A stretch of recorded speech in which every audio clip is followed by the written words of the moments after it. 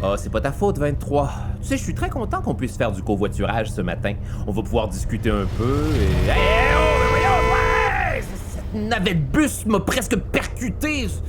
Oh, tous ces travaux et ces bornes oranges, c'est un désastre. Oh, hey, qu'est-ce que t'en dis, 23? Ici, on se changeait les idées un peu. Ellie? Oui, Bob. Ça va? Oui, juste un petit virus informatique, je crois. Ok, pourrais-tu démarrer un balado, s'il te plaît? Très bien, Bob. Cet épisode sur l'art de faire pousser des choux carnivores sur une exoplanète devrait vous plaire. J'imagine. Bonjour, je m'appelle Yaniva et chaque semaine, je reçois des invités passionnants qui nous parlent de leur métier hors du commun. Madame Paissonnette, vous cultivez le chou carnivore depuis maintenant 22 ans. D'abord, qu'est-ce qu'un chou carnivore? Ah, quelle bonne question! Pour mieux vous répondre, il faut que je vous parle de ma naissance.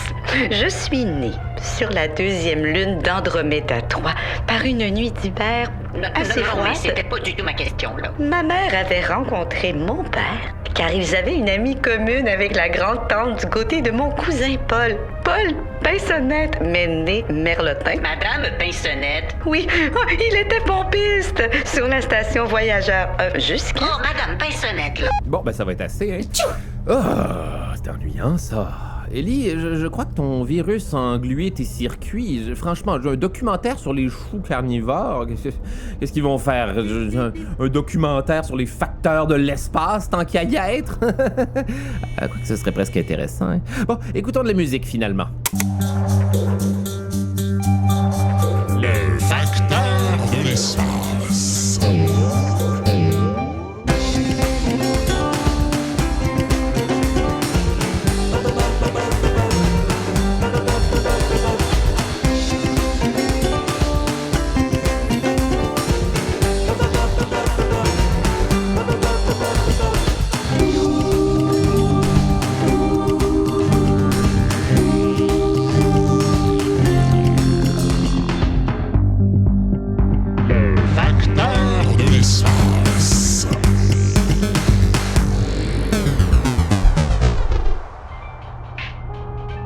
Tu sais, 23, cette histoire de cousin pompiste me rappelle que je t'ai pas raconté la suite de notre trajet vers Couronne 3.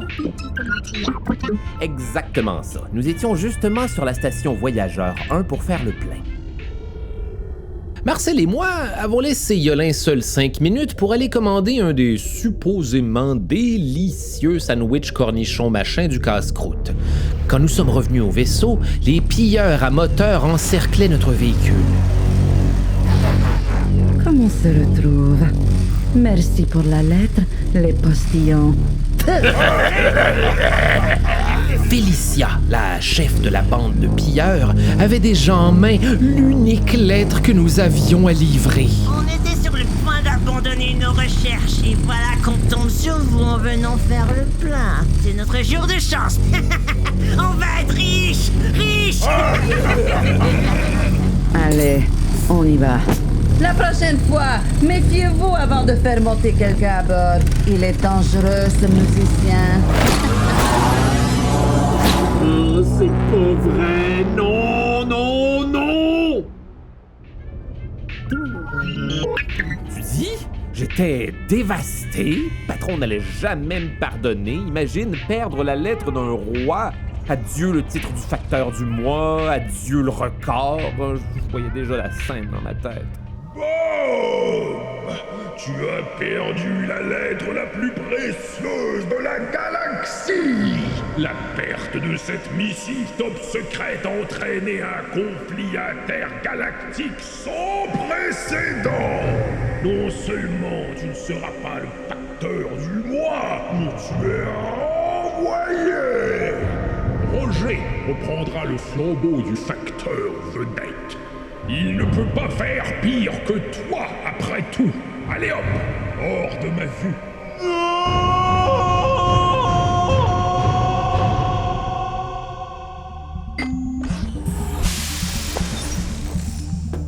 Marcel, Bob, vous n'allez pas croire ce qui vient d'arriver.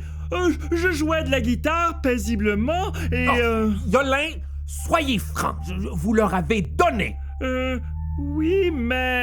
Je le savais. Tout ça, c'est votre faute à vous trois. D'abord, toi, Marcel, ton fichu manuel nous a forcés à embarquer sur un vaisseau stoppeur de malheur. Et toi, Ellie, tu prends son parti et en plus, tu me fais perdre mon temps avec tes blagues idiotes et pas drôles. Ça, ce n'est pas gentil. Ensuite, le moteur qui surchauffe par votre faute, sans compter ton appétit, Marcel. Oh, j'aurais dû rester ici pour surveiller notre livraison au lieu de commander un sandwich au cornichon. Mais Bob... Oui, vous, Yolin, avec vos détours pour récupérer un veston moche et votre allure louche, vous nous avez bien eu, hein? J'aurais dû vous faire descendre depuis un bon moment, tiens! C'est beaucoup plus simple quand je travaille seul. Attendez, Monsieur Bob, je leur ai donné une lettre, mais pas la lettre. La lettre du roi, elle est ici. Quoi? Je vous raconte. Je jouais ma nouvelle composition quand les pilleurs à moteur sont entrés dans le vaisseau.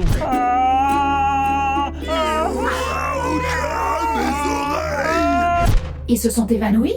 Non, pourquoi? Il se tordait de douleur. Disons qu'ils n'avaient pas l'air de bien comprendre ma musique. C'est quoi ce son infernal?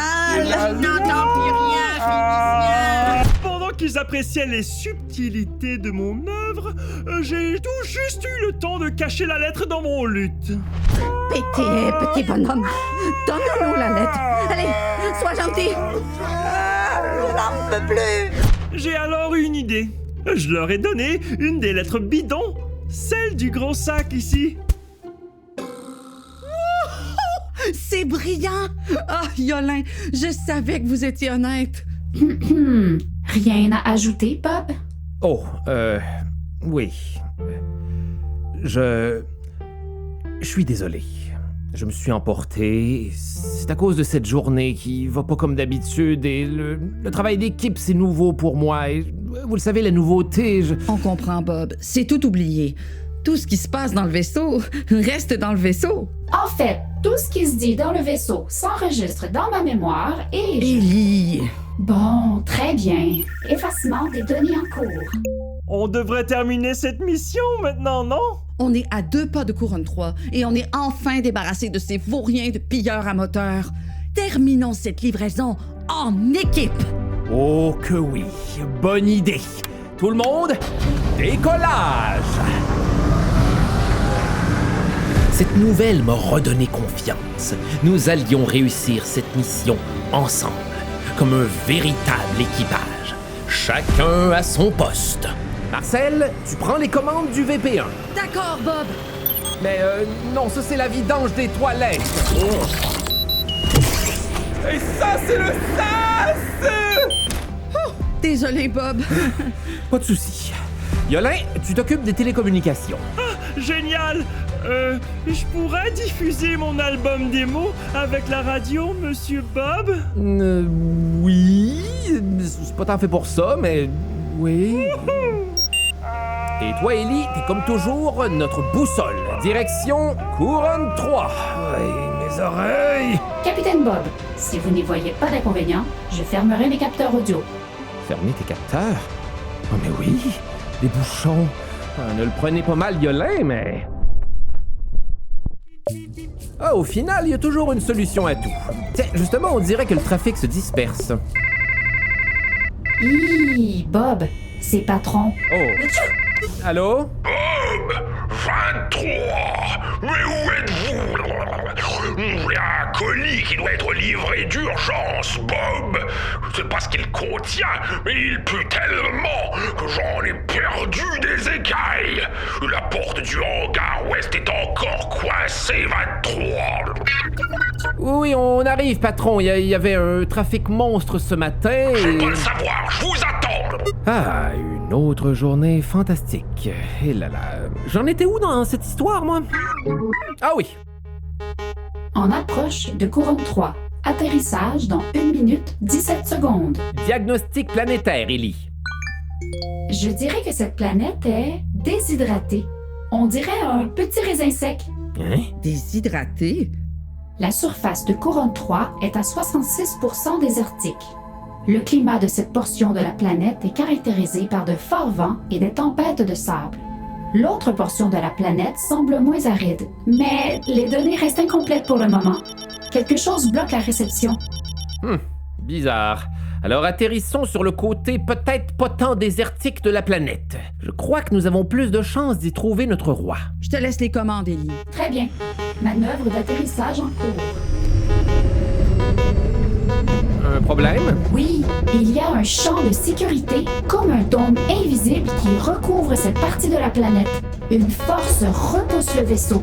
J'ai jamais rien lu au sujet des champs de sécurité dans le manuel du parfait facteur, moi. Alors pour éviter ce champ de sécurité, nous allons devoir atterrir dans un désert bouillant.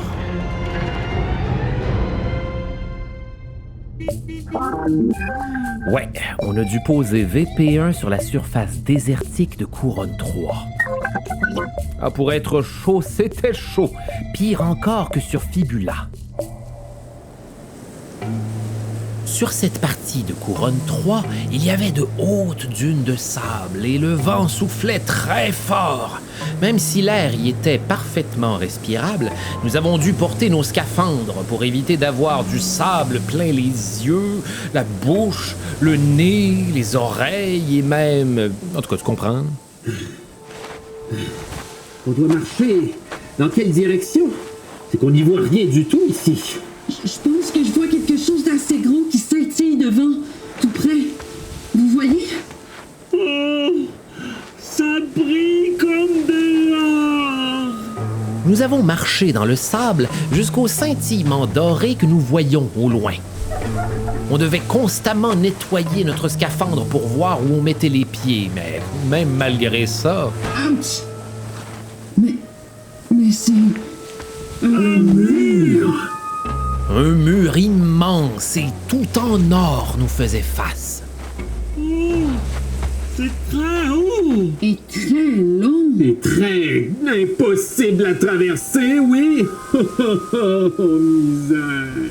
Nous ne pouvions voir ni le sommet du mur, ni même ses extrémités. Oh, c'est une véritable muraille! Ce mur d'or fait environ 20 mètres de haut et encercle la planète d'un horizon à l'autre. Fait encore plus étonnant, il a été sculpté de manière à ressembler à une énorme couronne coiffant la planète. C'est logique. Cette planète porte bien son nom. Pourquoi quelqu'un construirait un aussi grand mur? C'est ridicule, non? Je sais pas qui l'a construit, mais ce que je sais, c'est qu'il faut le traverser maintenant. Ah! On pourrait peut-être essayer de se catapulter de l'autre côté. Mauvaise idée. Oui, Bob, tu pourrais utiliser les réacteurs de ta combinaison pour te propulser de l'autre côté. Non, Yolin, mes réacteurs fonctionnent que dans l'espace. Mais tout mur a forcément une faille. On devrait le longer et on va sûrement trouver une entrée. C'est bel et bien la meilleure mauvaise idée que nous ayons. Alors allons-y, longeons ce mur infini. Nous avons marché le long de cette palissade, mais il n'y avait aucune porte. Sa surface était parfaitement lisse et reflétait le soleil ainsi que les 2 lunes de Couronne 3. Il faisait chaud et je suffoquais dans mon scaphandre. Mais c'était pas le pire. Avertissement météo, Bob. Une tempête de sable est en approche. Elle s'abattra sur nous d'ici 2 minutes. C'est pas vrai, 2 minutes? On est trop loin du VP1 pour revenir à temps. Oh maman, on va mourir enseveli sous le sable. Allez, Bob, on continue alors. Il faut pas perdre espoir. On va sûrement trouver un passage. Il me semble que je vois quelque chose là-bas. Si vous le dites. Nous cherchions désespérément une ouverture dans ce mur, ou à la limite un endroit où se cacher de cette satanée tempête, quand tout à coup... Marcel? Mais où est Marcel? Regarde Bob! Je crois qu'elle est tombée dans ce trou! Oh non, mais c'est que ça semble très profond! Marcel! Marcel! Tu nous entends?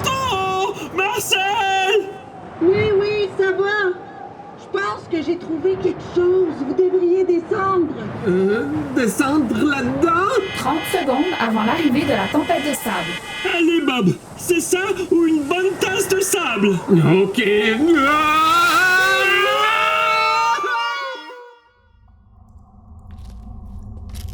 Il faisait vraiment noir au fond du trou. J'ai allumé ma lampe. Jupiter Barbecue, c'est pour une livraison? Ah non, faut vraiment que j'arrête de me tromper de bouton, moi. Marcel? Marcel! Sous ce désert, il y avait un vaste réseau de tunnels. Sur les parois de pierre miroitaient des couleurs violet et bleu sous l'éclairage de ma lampe de poche.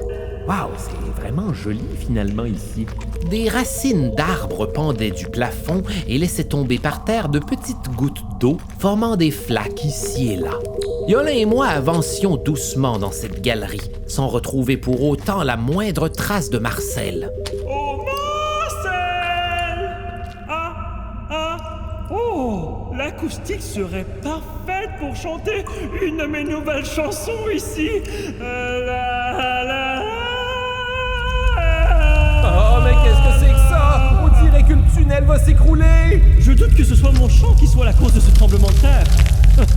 Même si je chante bien, je n'ai pas une si grande puissance vocale. Il n'y a que deux options! Soit c'est ton chant ou un troupeau d'insectes géants qui accourt vers nous! Pour une fois, je préfère l'option chant de Yolin à la deuxième possibilité! Vite! Continuons d'avancer, on trouvera peut-être une sortie! On dirait que ça se rapproche! Oh non! Hey! Ah, c'est toi, Marcel! Ouf! T'as entendu ce bruit? Ouais, aucune idée de ce que c'est. Suivez-moi, je crois que j'ai trouvé une issue. Il y a une lueur par là. En suivant Marcel, nous avons continué à progresser dans ce labyrinthe souterrain. Regardez, on approche de la lueur. Une ombre immense et menaçante se dressait devant nous. Mais non, 23, c'était pas une chauve-souris vampire. Mais non, c'était pas un arachnide cannibale non plus. Bon, ok, au final, c'était juste un petit bonhomme qui ressemblait plutôt à un chameau sur deux pattes. La caverne avait amplifié sa voix et dans sa main, il avait une torche en feu. L'ombre projetée sur les parois avait créé l'illusion qu'il était immense. Oh, il est tout petit. Qui va là? Qui êtes-vous? Il avait aussi une toute petite voix. Ne faites pas un geste ou je vous réduis en bouillie. Oh, tellement mignon. Bonjour. Moi, c'est Bob et elle, c'est Marcel. Bonjour. Et lui, c'est Yolin. Salutations! Nous sommes de simples facteurs qui livrent des lettres et des colis. Très louche. On ne reçoit jamais de lettres ici. Encore moins de colis. Ah, j'en doute pas. C'est situé un peu creux, non? Mais voilà, nous sommes à la recherche d'un certain Monsieur Roi, ou plutôt d'un roi. Est-ce que ça vous dit quelque chose? On a une lettre pour lui. Ah, le roi. Tout s'explique. Alors, moi, c'est Chami. Je suis un marchand zootropien. Ah oui, Zoro... Selon l'Encyclopédie galactique, les Zorotropiens sont le peuple habitant l'ancienne planète nommée Zorotropica. Mais quoi, Ellie? l'Encyclopédie spécifie que la planète Zorotropica a changé de nom et se nomme maintenant Couronne 3. Exactement. Votre machine est bien informée. Machine! Il parle de qui, ce petit chamelet? Chamelon. Le bébé du chameau est un chamelon. Vous vous trouvez sur la planète récemment appelée Couronne 3, autrefois connue sous l'appellation Zorotropica.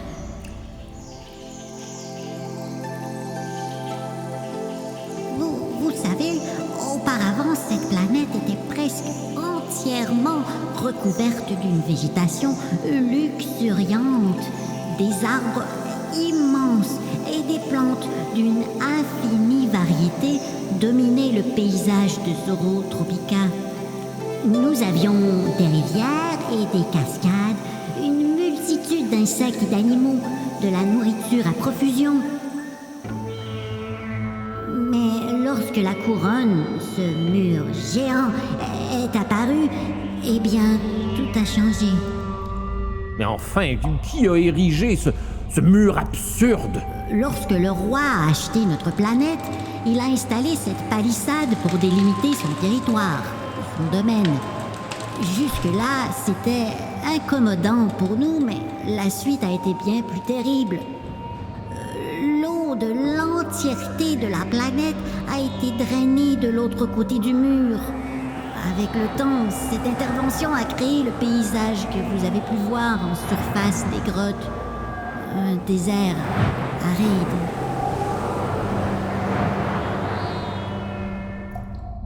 Mais comment on peut faire ça? C'est horrible! Ça doit être difficile de vivre sans eau. En effet, vous voyez les petites racines des arbres qui ressortent du plafond de ces galeries?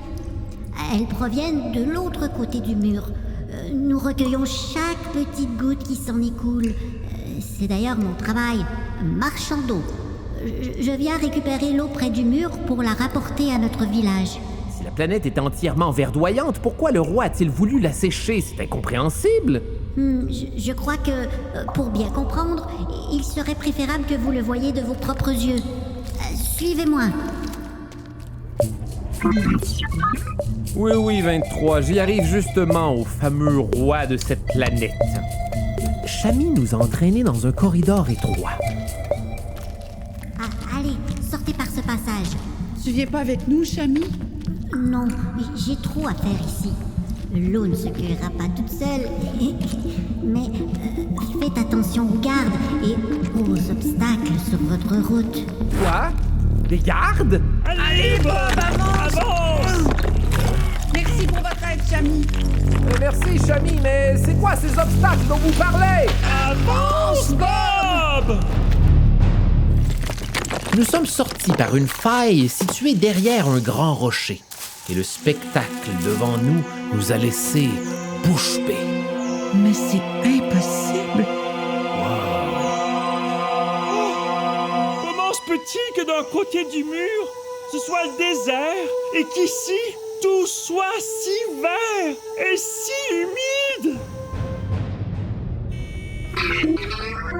Je te jure, devant nous, il y avait une plaine verte de belles collines, des plantes immenses et des petits oiseaux nous survolaient. Allô? Bonjour, Bob! Tu peux stationner ton véhicule dans le hangar Est. La porte du hangar Ouest est coincée, là. Si j'étais toi, je ferais vite. Tout le monde est arrivé un petit peu en retard ce matin à cause des problèmes de circulation et patron a les tentacules qui frétillent dans tous les sens. Ah, zut. Allez, 23, on se stationne vite fait et on se met au boulot. Je vais te raconter le reste de l'histoire plus tard. On fait un truc ensemble ce soir? Ah ouais, les enfants. Ouais, je comprends. J'ai une idée. Je vais venir te rejoindre au bureau de la conciergerie après mes livraisons. Je sais, c'est le grand jour.